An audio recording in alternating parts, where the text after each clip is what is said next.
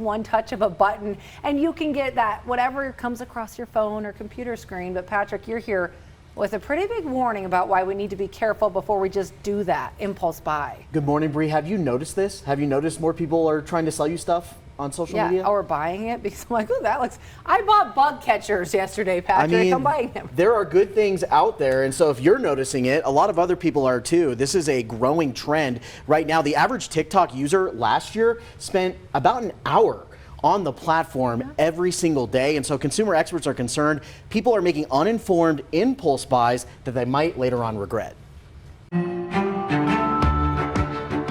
So this is one of our product pages that we have, and someone can click on this video right here, and what they could do is actually go onto our profile page and click right here to actually buy now with a one-touch click. With TikTok and Instagram helping to get eyes on his products and auto detailing business, Sebastian Wolfgram says business is booming. I started this 2 years ago out of my townhouse garage, which is absolutely crazy, to where it is today. We're in a 6,000 square foot facility, and that all comes from social media. With 500,000 followers across his media platforms, Wolfgram says marketing his services and products on social media is an important part of his business. We reached over 2 billion views to date, and that allowed me to actually start products and start training other detailers. It's convenient, but also hard work. We have to make sure that we're able to show the quality of our work in every single video that we produce for TikTok and Instagram. So we have to plan these out. They also take hours and hours of voiceovers and editing. Wolfgram says he not only sells products on these platforms,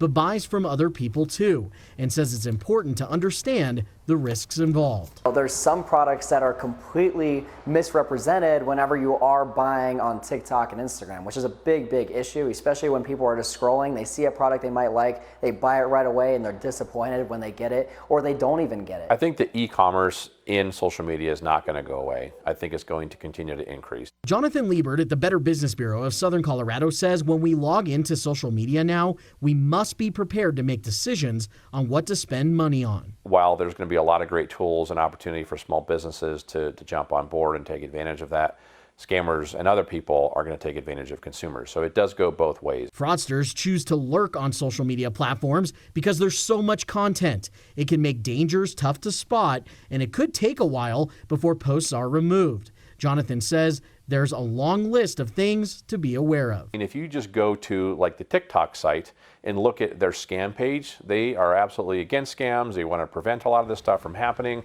The list of scams they're trying to educate people about and protect you from, just on TikTok alone, you're going to scroll for a bit. And Bree, we want to give folks a quick look. This is the portion of TikTok's website that Jonathan was mentioning. If you go to TikTok's website, it's actually down in the corner. It's hard to find, but there's a little tab that says safety. It's going to bring you to this page. And then right here in the middle, there's a tab that says scams. This is what you were just looking at in the story. This is just an example. Look at this list of scams that TikTok is already aware of, that they want us to basically help track, help report. So if you want a closer look at this list to get familiar with these things, you can actually head to our website. Right now I have the link and resources for people to get familiar. And like another thing too, when you're on social media, it's not just TikTok, Instagram as well. You know, people are getting paid so much to put these products out there. So you're clicking it, you're like, oh, that looks fancy, I'll buy that.